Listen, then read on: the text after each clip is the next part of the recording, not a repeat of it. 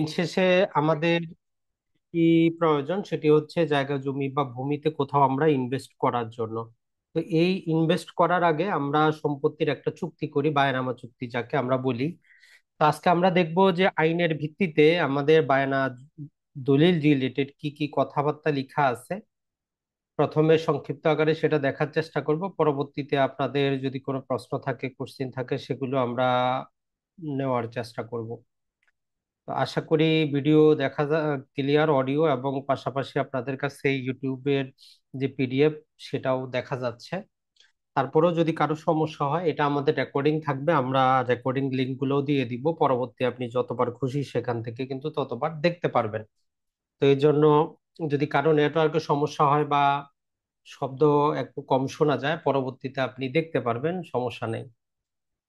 তো দেখেন, আজকে যেটা আমরা আলোচনা করব সেটাকে আমরা বায়নামা বলি। যদিও আইনের ভাষায় একে বলা হয় যে বিক্রয় চুক্তি, ইংরেজিতে বলতেছি যে আমরা কন্ট্রাক্ট ফর সেল।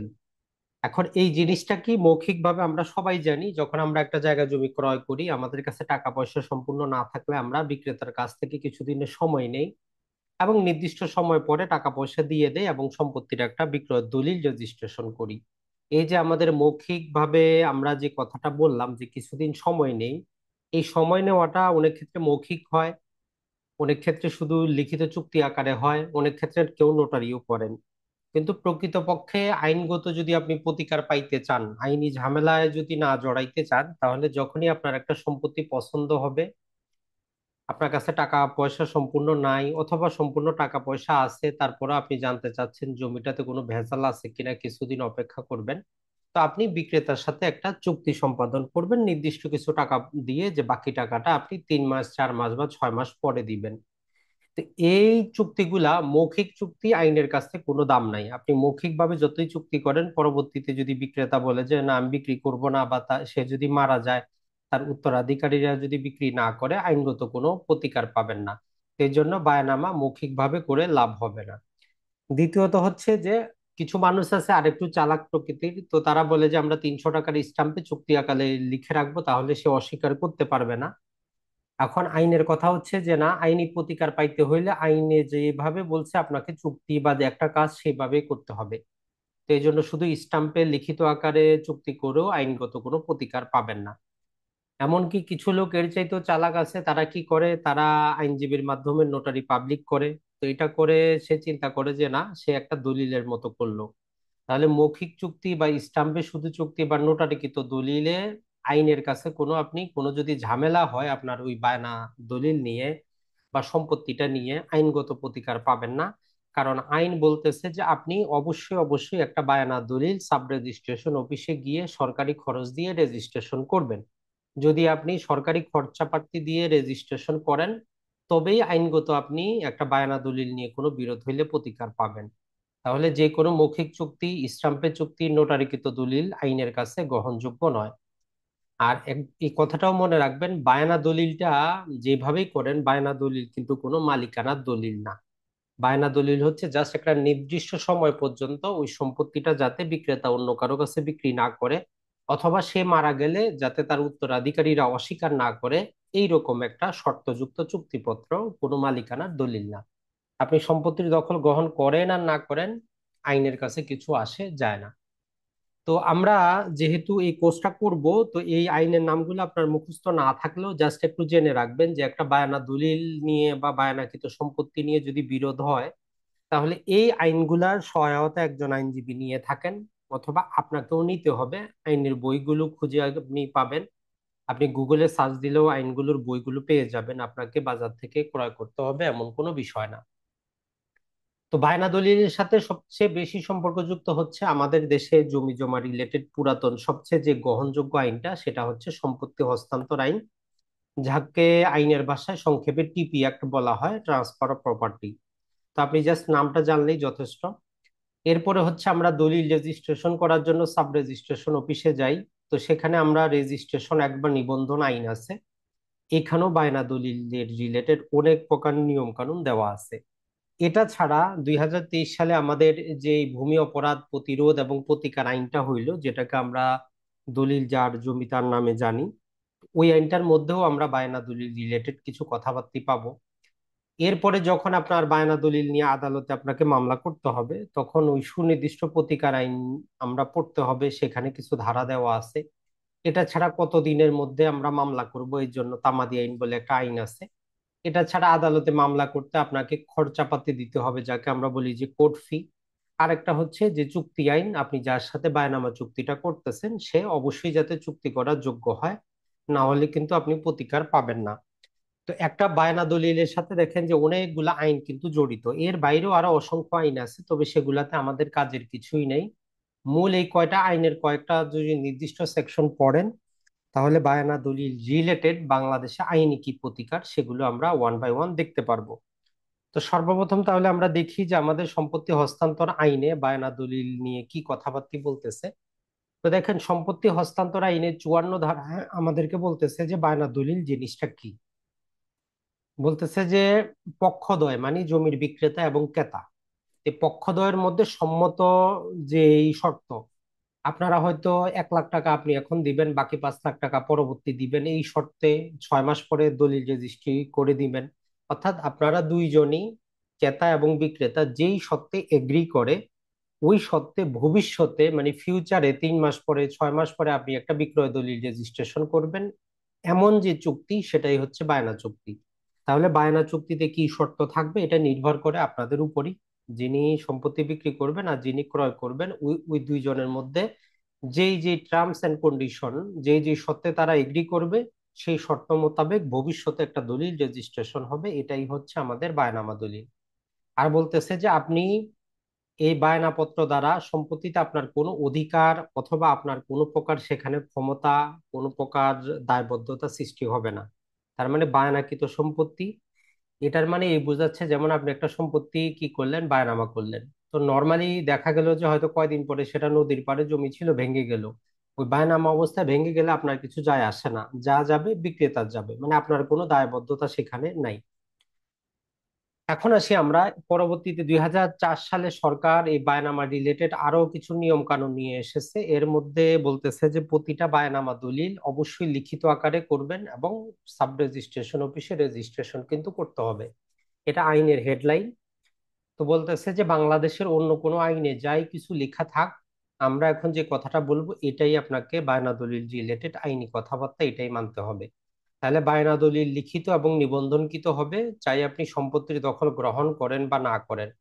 অনেকেই হয়তো চিন্তা করেন যে আমি বায়না দলিল করছি, এখন আমি সম্পত্তির যে দখলটা যদি নিয়ে নেই তাহলেই তো ঝামেলা শেষ। তো আইন বলতেছে আপনি দখল নেন বা না নেন তার সাথে বায়নার কিছু সম্পর্ক আসে যায় না, দলিলটা অবশ্যই রেজিস্ট্রেশন করতে হবে।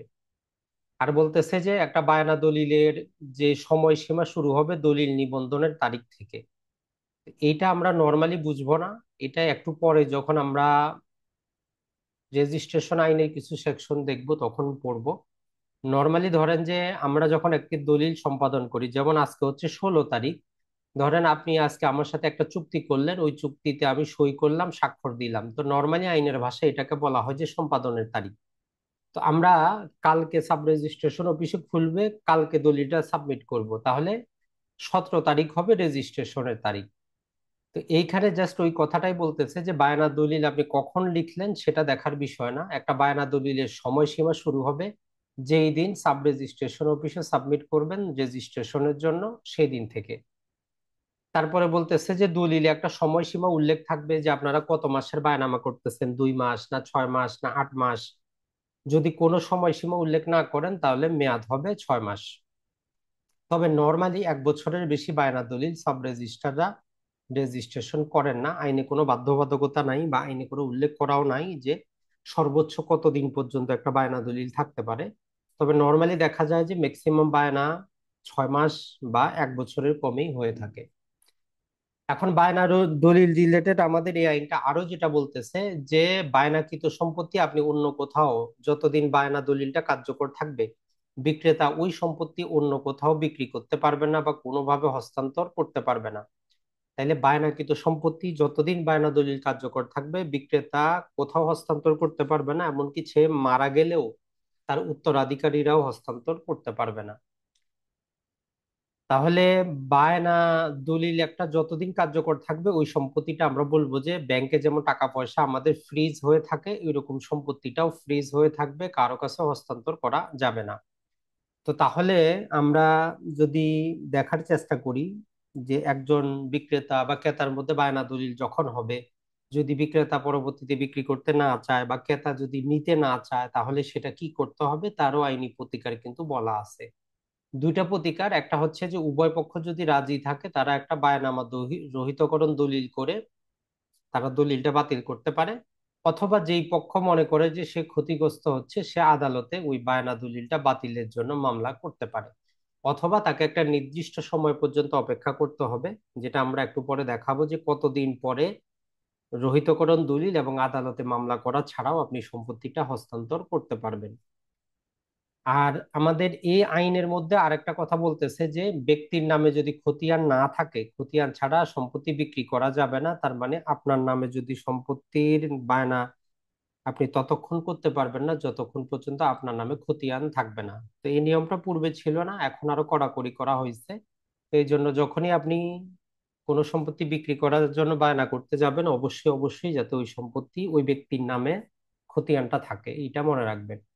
তো এই কয়েকটা সেকশনই হচ্ছে আমাদের সম্পত্তি হস্তান্তর আইনের মধ্যে গুরুত্বপূর্ণ। 54 ধারায় বায়ানামা কি এই জিনিসটা বলে যে বায়ানামা হচ্ছে একটা ক্রেতা এবং বিক্রেতার মধ্যে সম্মত চুক্তিতে ভবিষ্যতে একটা দলিল রেজিস্ট্রেশন হবে এর একটা চুক্তিপত্র।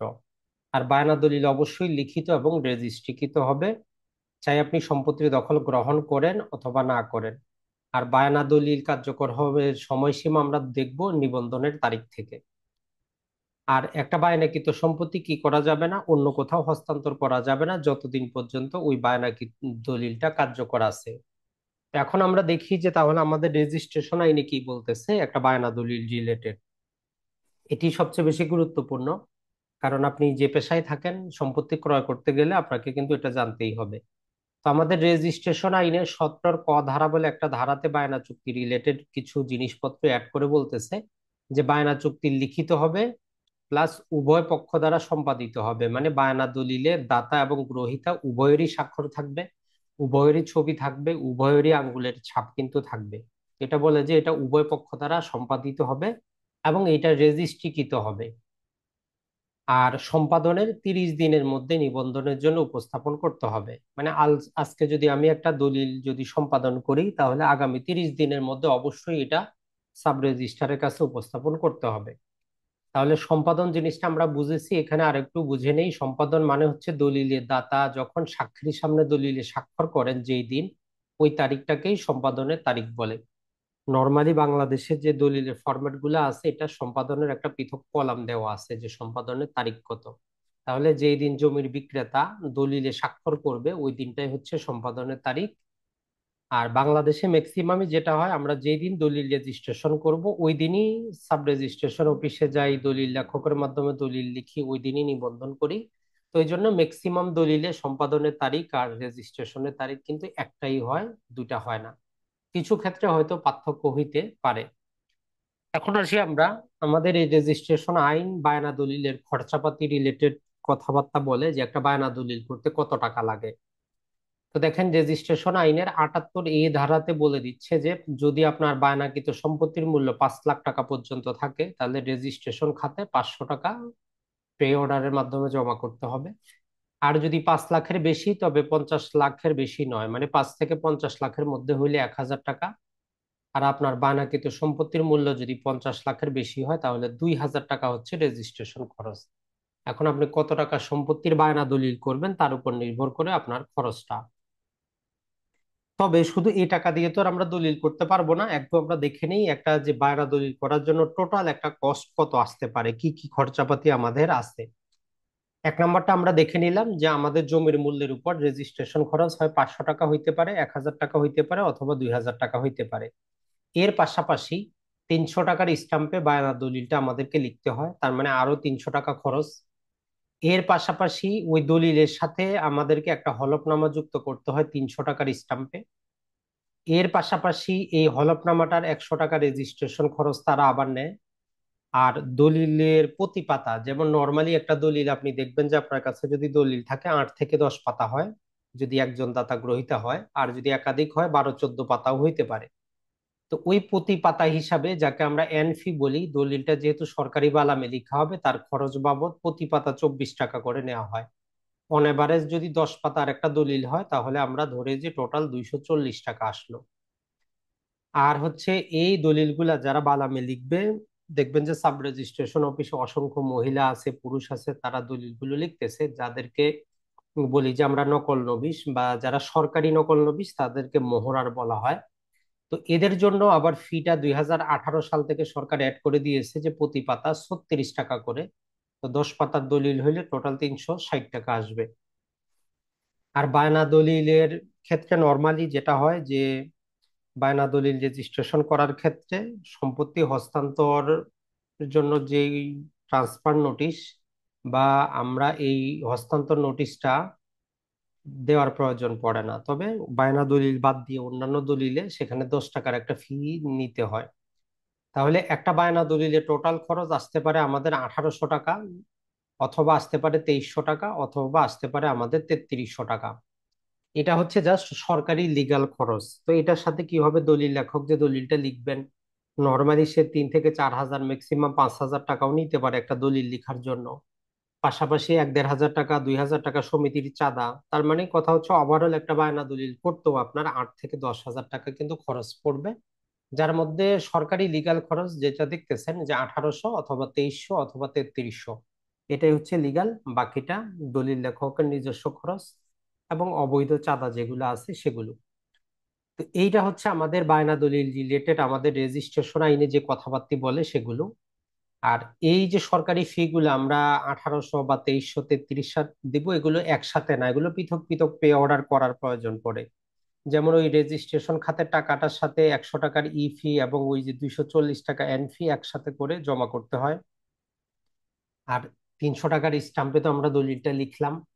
পাশাপাশি যেই অন্যান্য খরচগুলো আছে, এনএন ফিটা নগদে সেখানে জমা করলে তারা তার বিপরীতে একটা রসিদ দেয়। তো একটা বায়না দলিল রিলেটেড আমাদের আইনগত যদি আমরা বলি, নিবন্ধন আইনে এই কথাগুলোই বলা আছে। তো এগুলো আপনার জানা প্রয়োজন।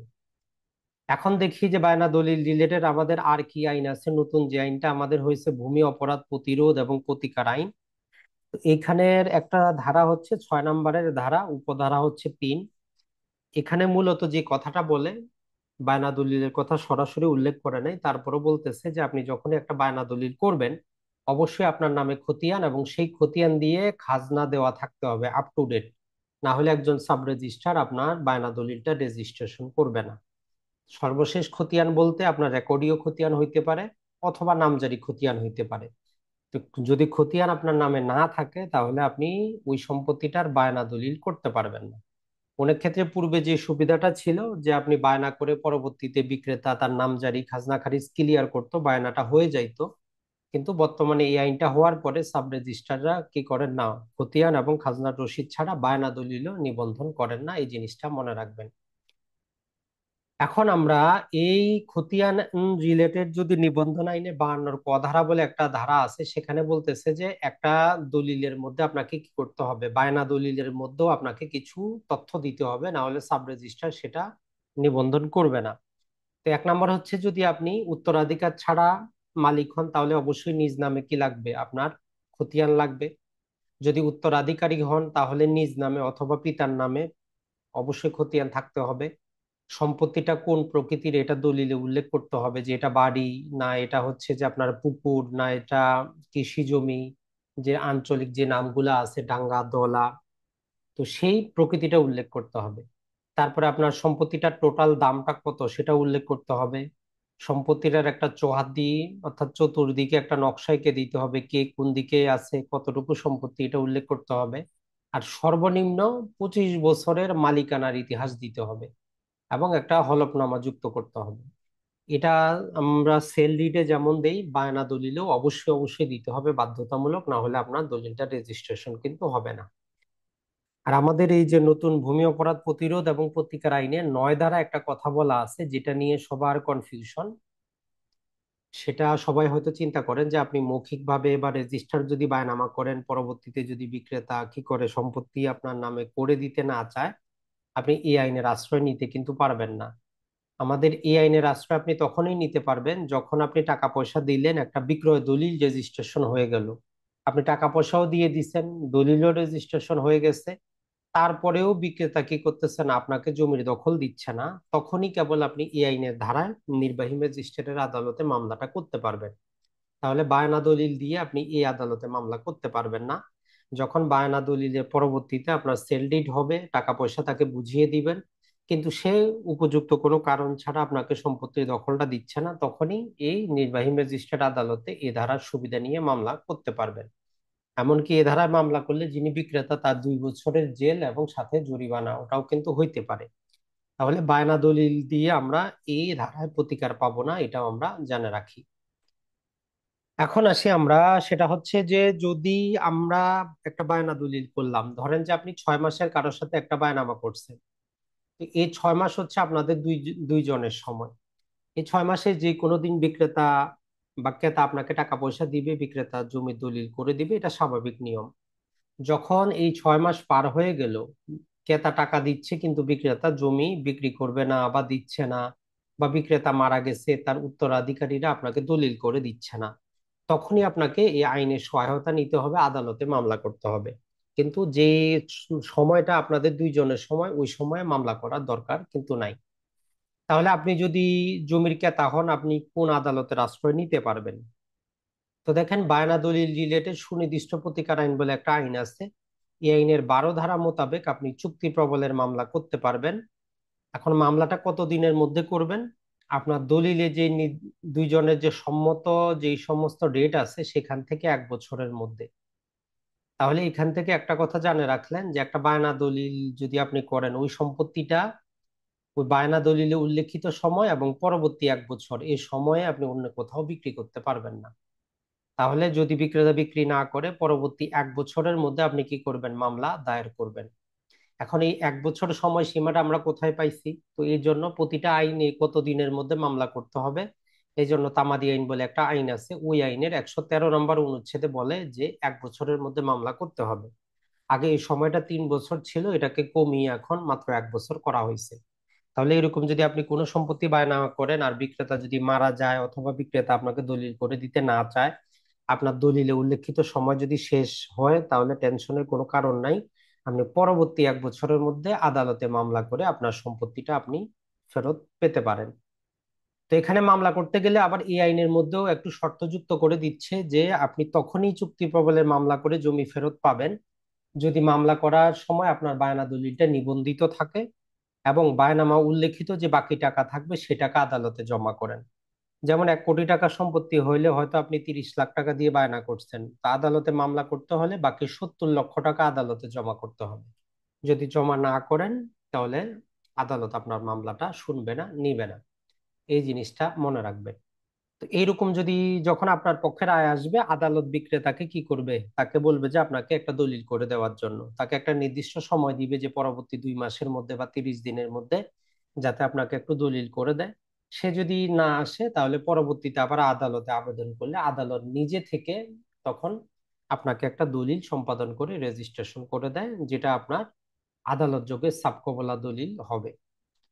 এখন আসি, যিনি সম্পত্তির বিক্রেতা, অনেক ক্ষেত্রে দেখা যায় যে যারা রিয়েল এস্টেট জায়গা জমির ব্যবসা করেন, ভণ্ড প্রতারক আছেন, তারা কি করে, তাদের কাছে টাকা আছে হয়তো 2 লাখ, তারা 20 লাখ টাকা জমি বায়না করে রাখছে। তারা হয়তো চিন্তা করছে 6 মাস পরে ভালো একজন কাস্টমার পাবে, তার কাছে বিক্রি করে দিবে। তো এরকম দেখা যায় যে আপনার সাথে বায়না করার পর তারা সম্পত্তিটা কিনতে চায় না। এখন বিক্রেতা হিসাবে আপনি অন্য কোথাও বিক্রি করতে পারেন না, আর বর্তমান ক্রেতাও ক্রয় করতে চায় না, এক্ষেত্রে আপনি কি করবেন? তো বিক্রেতার জন্য প্রতিকার, যেটা বিক্রেতার জন্য প্রতিকারটা হচ্ছে যে আপনি চাইলে ওই বায়না দলিলটা তার সাথে আলোচনা করে, যদি সে রাজি হয়, একটা বায়না রহিতকরণ দলিল করতে পারেন সাব রেজিস্ট্রেশন অফিসে। আর যদি ক্রেতা রাজি না থাকে, তাহলে আপনি আদালতের আশ্রয় নেবেন, সুনির্দিষ্ট প্রতিকার আইনের 35 ধারা মোতাবেক আপনি চুক্তি বাতিলের মামলা করবেন, যে আপনার বায়না দলিলটা যাতে বাতিল করে দেওয়া হয়। পাশাপাশি আপনি যে অগ্রিম টাকাটা নিয়েছেন সে টাকাটা যাতে ক্ষতিপূরণ হিসাবে আপনাকে দেওয়া হয়, এরকম আপনি আবেদন করতে পারেন। আদালত সবকিছু দেখে দলিলটা বাতিল করে দিতে পারে এবং আপনাকে ওই বায়নার টাকাটা রাখারও আদেশ দিতে পারে, এমনকি ক্রেতাকেও অতিরিক্ত আরো ক্ষতিপূরণ আপনাকে দেওয়ার জন্য বলতে পারে। তাহলে ক্রেতারও প্রতিকার আছে, বিক্রেতারও প্রতিকার আছে। তবে একটা কথা মনে রাখবেন যে আমরা বা সাব রেজিস্ট্রেশন অফিসে গেলে দেখবেন যে দলিল লেখকরা বলে যে আপনি যদি 1 কোটি টাকা সম্পত্তি হয় অ্যাটলিস্ট 1/3 টাকা তো দিতে হবে। তো মনে রাখবেন বায়না দলিল করার জন্য এমন কোনো শর্ত না। ক্রেতা বিক্রেতা যদি 1 লাখ টাকা 1 টাকা সম্মতিতেও হয়, অর্থাৎ যদি বিক্রেতা যদি রাজি হয় যে আমি 1 টাকা নিলাম, দলিল করে দিলাম, বায়না দলিল, বাকি টাকা আপনি 6 মাস পরে দিবেন, তাতেও আইনের কোনো সমস্যা নেই। তাহলে 1/3 বা 50% টাকা দিতে হবে, এটা আইনগত কোনো নিয়ম না। তবে একজন জমির বিক্রেতা হিসাবে আমরা সবসময় সাজেস্ট করব যে আপনি ক্রেতার থেকে যত বেশি পরিমাণ টাকা নিতে পারবেন তত আপনার লাভ। আপনার 1 কোটি টাকার সম্পত্তি আপনি যদি 90 লাখ নিতে পারেন, আপনার লাভ নিয়ে আপনি কি করেন? আপনি বায়না দলিল করেন। আর যখন আমরা বা আইনজীবীরা ক্রেতাকে পরামর্শ দেয়, তারা বলে যে যত কম টাকা দিয়ে আপনি বিক্রেতাকে রাজি করাইতে পারেন তত আপনার সুবিধা।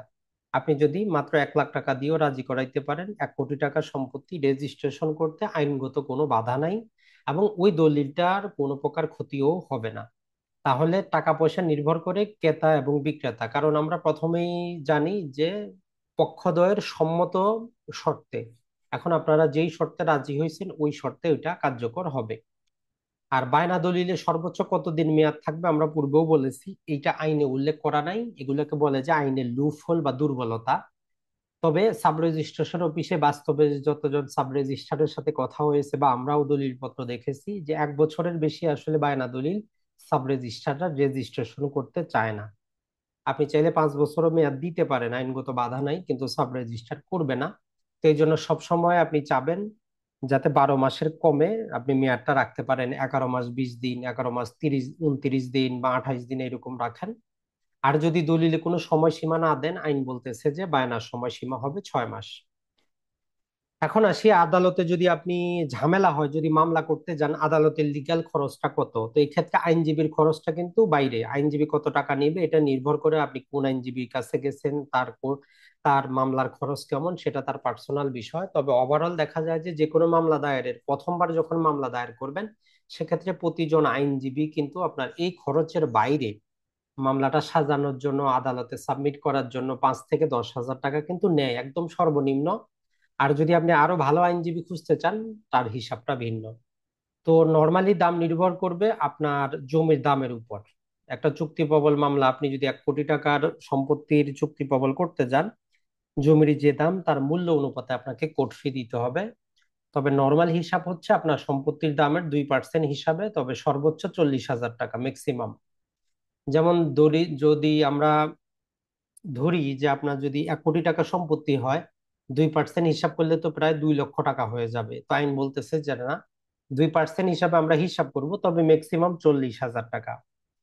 আর আমাদের কোর্ট ফি আইন আছে একটা 1870 সালে, সেটা বলতেছে 35-এর এ ধারা বলতেছে যে আমরা 2% হিসাবে যে টাকা পাবো তার উপর আবার 15% যোগ হবে 6 হাজার টাকা।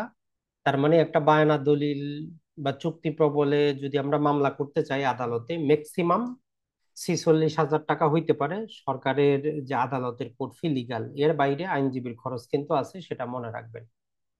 এখন আসি আমরা, যার সাথে আপনি বায়নামাটা করতেছেন তার ব্যাপারে কিন্তু একটু খোঁজ খবর নিতে হবে। আপনি তার সাথে বায়নামা করে আদালতে প্রতিকার কিন্তু পাবেন না। তো এই জন্য আমাদের 1872 সালের চুক্তি আইন বলে একটা আইন আছে, ওই আইনে বলে যে আপনি যার সাথে বায়নামা করবেন বা চুক্তি করবেন ওই ব্যক্তি যাতে অবশ্যই অবশ্যই কি হয়, সাবালক হয়, মানে 18 বছর বয়স হয় অথবা তার বেশি হয়। 18 বছরের কম বয়স্ক নাবালকের সাথে কোনো চুক্তি করলে সেই চুক্তিটা একদম শুরু থেকেই বাতিল, আইনগত কোনো প্রতিকার আপনি পাবেন না। 2 নাম্বার হচ্ছে সে যাতে সুস্থ হয়, এখানে সুস্থ বলতে বোঝাচ্ছে সে যাতে পাগল না হয়, অর্থাৎ পাগলের সাথে কোনো চুক্তি করলে আপনার লাভ হবে না। আর 3 নাম্বার হচ্ছে বাংলাদেশের প্রচলিত আইনে যাতে ব্যক্তি দেউলিয়া ঘোষিত না হয়। এখন এই দেউলিয়াটা এক শব্দে বুঝেন যে অনলাইনে আমাদের ইভ্যালি ছিল, তো ইভ্যালির যে রাসেল সাহেব ছিল তাই সে কিন্তু আদালত কর্তৃক কিছুদিন দেউলিয়া ঘোষিত ছিল, তার জমিও ছিল, তার চুক্তি করার যোগ্যতাও ছিল, কিন্তু সে কারোর সাথে কোনো চুক্তি করতে পারতো না, কারণ আদালত তাকে ইনসলভেন্ট ঘোষণা করছে, মানে দেউলিয়া ঘোষণা করছে। তো এইরকম আপনি যখনই কারো সাথে এরকম বায়না করবেন, এই তিনটার ব্যাপারে একটু খোঁজ নেবেন যে সে সাবালক কিনা, সে সুস্থ কিনা, এবং কোনোভাবে সে আইন দ্বারা দেউলিয়া ঘোষিত কিনা। এগুলো যদি হয় তাহলে আপনার ওই দলিলটা শুরু থেকেই বাতিল, আইনগত কোনো প্রতিকার আপনি পাবেন না। এর বাইরে আমরা যেই কোনো, এখন যেই শর্তগুলো আমরা দেখবো, এটা যেই কোনো চুক্তির ক্ষেত্রে, যে কোনো দলিলের ক্ষেত্রে প্রযোজ্য। সেটা পাওয়ার অফ অ্যাটর্নি হোক, সেটা বিনিময় হোক, সেটা আমাদের সাবকবলা দলিল হোক, যে একজন ব্যক্তির সাথে যখন চুক্তি করবেন, চুক্তির কিছু শর্ত আছে। শর্তটা হচ্ছে যে যিনি চুক্তি করবে, আপনাকে দলিল করে দিবে, তার যাতে অবশ্যই অবশ্যই কি থাকে, ফ্রি কনসেন্ট থাকে, মানে উনি যাতে স্বেচ্ছায় সম্মতি দেন। এমন না যে তার মাথায় আপনি পিস্তল রাখে দলিলে স্বাক্ষর নিবেন। এইরকম যদি আপনাকে কেউ জিম্মি করে কোনো দলিলে স্বাক্ষরও নেয়, তাহলে আপনি আদালতে কি করতে পারবেন, ওই চুক্তিটা বাতিলের মামলা দায়ের করতে পারবেন। সুনির্দিষ্ট প্রতিকার আইনের কিছু ধারা আছে, 39 এবং 40, সেই ধারার অধীনে আপনি কি করতে পারবেন, আদালতে মামলা করে ওই টোটাল দলিলটা কিন্তু বাতিল করতে পারবেন। যে এই দলিলটা করার ক্ষেত্রে আপনার ফ্রি কনসেন্ট ছিল না, মানে আপনার সম্মতি ছিল না, আপনাকে কি করা হয়েছে, বাধ্য করা হয়েছে। এখন বাধ্য করার আরো কিছু হইতে পারে, যে আপনাকে প্রহেশন করা হয়েছে, মানে ভয় ভীতি দেখানো হয়েছে। এমনও হইতে পারে যে আপনার উপর কিছু ইনফ্লুয়েন্স খাটানো হয়েছে। ইনফ্লুয়েন্স কেমন? যেমন ধরেন যে এখন আমি আপনাদেরকে এই ক্লাসগুলা নিচ্ছি, কোর্সগুলা নিচ্ছি, এখন আপনাদের মধ্যে কেউ হয়তো একজন সম্পত্তি বিক্রি করবেন, আপনার বাজার মূল্য 5 লাখ টাকা, তো আমি আপনাকে নানা প্রকার ভাবে ইনফ্লুয়েন্স করলাম যে আপনার জন্য আমি এটা করব সেটা করব, আপনি আমাকে এটা 1 লাখ টাকায় দিয়ে দেন। তো আপনি রাজি তো ছিলেন না, কিন্তু আমার কথাবার্তায় প্ররোচিত হয়ে আমাকে দিয়ে দিলেন। তো এইরকমও যদি হয়, আপনি ওই চুক্তিটা বাতিলের মামলা করতে পারবেন, যে এইখানে আপনার ফ্রি কনসেন্ট যেমন ছিল না, এখানে আপনাকে ইনফ্লুয়েন্স করা হয়েছে। একজনের ইনফ্লুয়েন্সে আপনি কি করছেন, সম্পত্তিটা বিক্রি করছেন। এরপরে হচ্ছে যদি প্রতারণার মাধ্যমে আপনার কাছ থেকে নেওয়া হয়, কোনো প্রকার ফ্রড যদি করা হয়, অথবা আপনার সাথে যদি কোনো মিস রিপ্রেজেন্টেশন করা হয়। যেমন পত্রিকায় বিভিন্ন সময় শুনবেন যে যারা কম শিক্ষিত মহিলা আছে, ভাইরা কি করে, বোনদেরকে বলে যে তার আইডি কার্ড বানাবে, জন্ম নিবন্ধন বানাবে, এই বলে কাগজে বা দলিলে স্বাক্ষর নেয়। তো এইরকম গুলা হচ্ছে প্রতারণা এবং মিস রিপ্রেজেন্টেশন। তো এরকম যদি কোনো দলিল রেজিস্টার্ড হয়, আপনি চুক্তি আইনের অধীনে, যেহেতু চুক্তির শর্তগুলো পূরণ হয় নাই, আদালতে দলিল বাতিলের মামলা করতে পারবেন। সেটা যেই কোনো প্রকারের দলিল হোক, যেই কোনো প্রকারের চুক্তি হোক, সেটা পাওয়ার অফ অ্যাটর্নি হোক, হেবা হোক, দান হোক, ওসিয়ত হোক, অথবা সাবকবলা হোক, যেটাই হোক, যদি এগুলার কোনো একটা না থাকে, তাহলে ওই চুক্তিটা কোনো বৈধ চুক্তি না, ওইটা বাতিল চুক্তি। এই জিনিসটা মনে রাখবেন। তাহলে টোটাল আজকের এই যদি ভিডিও থেকে আমরা আপনাদেরকে সামারি করার চেষ্টা করি 2 লাইনে, সেটা হচ্ছে জায়গা জমি রিলেটেড যদি আমরা জ্ঞান অর্জন করতে চাই, তাহলে অবশ্যই অবশ্যই আমাদের শুধু আইনটা জানতে হবে। আইনটা মুখস্থ করার আপনার কোনো দরকার নেই, আইনের বইও ক্রয় করার দরকার নেই। বর্তমানে গুগলে সব আইন পাওয়া যায়। এমনকি আপনার মোবাইলে, অ্যান্ড্রয়েড মোবাইলে দেখবেন প্লে স্টোরে যদি আপনি বাংলাদেশি আইন বা বাংলাদেশি ল লিখেন, কিছু অ্যাপস পাবেন, সেখানে সমস্ত আইনগুলা বাংলায়ও আছে, ইংরেজিতেও আছে। তো এই জন্য আইনের বইও ক্রয় করা করতে আপনাকে হবে না। জাস্ট আপনি যদি জানা থাকে সেকশন গুলো, আপনি নিজে খুলেও দেখতে পারবেন। তাহলে বায়না দলিল অবশ্যই আপনারা লিখিত আকারে করবেন। নোটারি করে শুধু স্টাম্পে লিখে কোনো লাভ হবে না। সাব রেজিস্ট্রেশন অফিসে গিয়ে লিখিত আকারে রেজিস্টার করবেন, এবং দলিল একটা সময়সীমা থাকবে, সেই সময়সীমা পর্যন্ত বিক্রেতা সম্পত্তিটা অন্য কোথাও বিক্রি, বন্ধক কিছুই করতে পারবে না। এমনকি বিক্রেতা মারা গেলেও তার উত্তরাধিকারীরা অন্য কোথাও বিক্রি করতে পারবে না, আপনার কাছে দিতে বাধ্য থাকবে। আর বায়না দলিল দিয়ে যখন বিরোধ হবে, আপনি পর বিরোধের যেদিন থেকে বিরোধ হচ্ছে, বায়না দলিলের মেয়াদ শেষ হচ্ছে। তো এখানে আরেকটা কথা বলে রাখি, অনেকেই চিন্তা করেন যে আমি 6 মাসের বায়না করছি, এখন তো আমার 5 মাস 20 দিন হয়ে গেছে, আর মাত্র 10 দিনে যদি টাকা পয়সা না দিতে পারি, সম্পত্তি বিক্রেতা অন্য জায়গায় বিক্রি করে দিবে। তো আজকের ভিডিও থেকে আপনি ক্লিয়ার হইলেন যে না, আপনি আরো 1 বছর কিন্তু সময় পাবেন। তো এর জন্য যারাই বিক্রেতা আছেন, তারা যখনই কোনো কোম্পানি বা যারা রিয়েল এস্টেট ব্যবসা করে, এদের সাথে চুক্তি করবেন, একটু সাবধান থাকবেন। ম্যাক্সিমাম দেখা যায় যে তারা আপনাকে ওই নির্দিষ্ট সময় টাকা পয়সাও দিবে না, এবং জমিও রেজিস্ট্রেশন নিবে না, আর আপনি বাইরে পরবর্তী 1 বছর বিক্রিও করতে পারবেন না। তো এই জন্য আমরা বলি যে বিক্রেতা হিসাবে যত ম্যাক্সিমাম পরিমাণ টাকা আপনি বায়নার সময় নিতে পারেন, ততই আপনার জন্য সুবিধা। তো ভালো থাকবেন, সুস্থ থাকবেন। যদি আপনাদের প্রশ্ন থাকে, অবশ্যই